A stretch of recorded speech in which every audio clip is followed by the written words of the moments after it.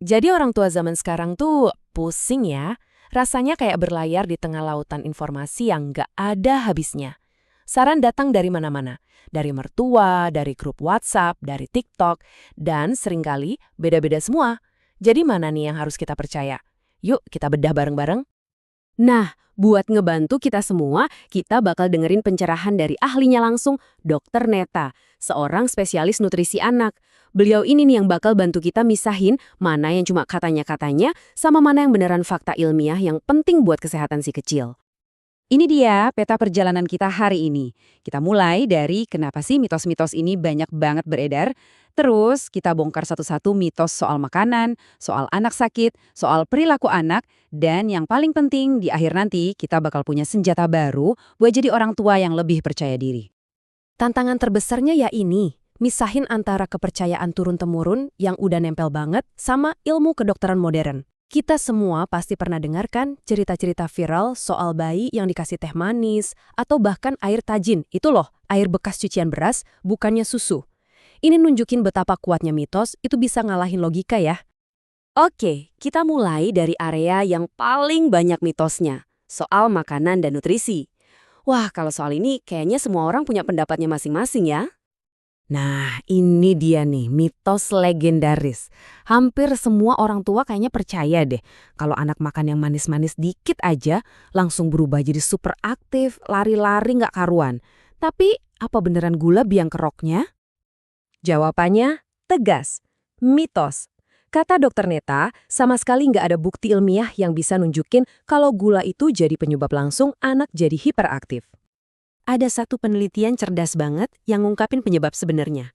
Coba deh pikirin, anak-anak biasanya makan makanan manis di mana? Di pesta ulang tahun kan? Nah ternyata yang bikin mereka heboh itu ya suasana pestanya yang seru, bukan permennya. Studi ini membuktikan kalau yang terjadi itu cuma ekspektasi orang tuanya aja. Eits, tapi tunggu dulu. Walaupun gula nggak bikin hiperaktif, bukan berarti anak boleh makan gula sebebas-bebasnya ya.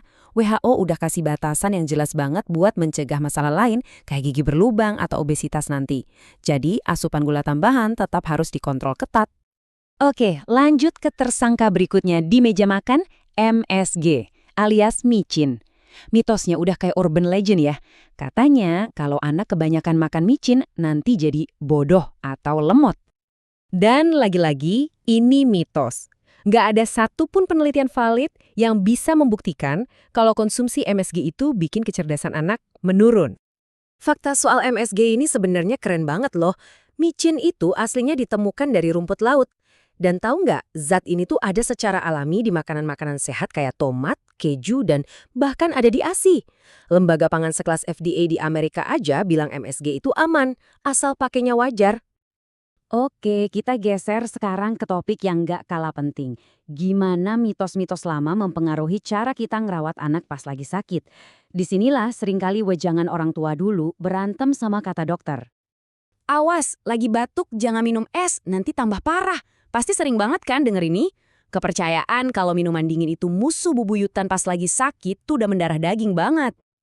Kenyataannya, ini cuma mitos.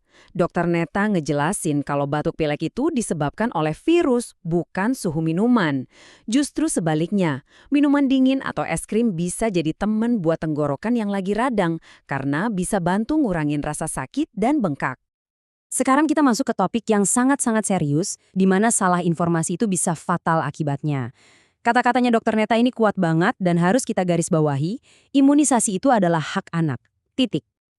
Mitos paling berbahaya yang pernah ada mungkin soal kaitan vaksin dan autisme. Penting banget buat kita tahu kalau semua ini asalnya cuma dari satu penelitian yang ternyata adalah penipuan. Penelitinya udah dicabut izin prakteknya dan puluhan penelitian raksasa setelah itu membuktikan dengan sangat jelas tidak ada hubungan antara vaksin dan autisme. Lanjut, kita bedah mitos seputar tingkah laku anak. Mulai dari cara nenangin bayi baru lahir, sampai ngadepin balita yang lagi hobi GTM alias gerakan tutup mulut. Soal bedong nih, tujuannya sering banget salah kaprah. Mitosnya, bayi dibedong biar kakinya lurus. Padahal, kalau bedungnya kekencengan, itu justru bisa bahaya buat perkembangan pinggulnya. Fakta yang benar, bedong yang longgar itu tujuannya buat bikin bayi nyaman, anget, dan ngerasa aman kayak waktu di dalam perut ibu. Nah, buat para orang tua yang lagi pusing karena anaknya GTM atau picky eater, Dokter Neta punya 4 aturan main yang praktis banget. Intinya bukan maksa anak buat makan, tapi ciptain rutinitas dan suasana makan yang positif, jadi makan itu jadi momen yang menyenangkan, bukan ajang perang. Nah, setelah kita bongkar semua mitos tadi, terus gimana dong? Bagian terakhir ini adalah soal membekali diri kita sendiri dengan cara berpikir yang benar, biar nggak gampang goyah lagi. Ini resep simple yang bisa kita pakai setiap saat. Kalau denger nasihat baru, pertama, ya dengerin aja dulu. Kedua, mulai kritis. Ini infonya dari mana sih?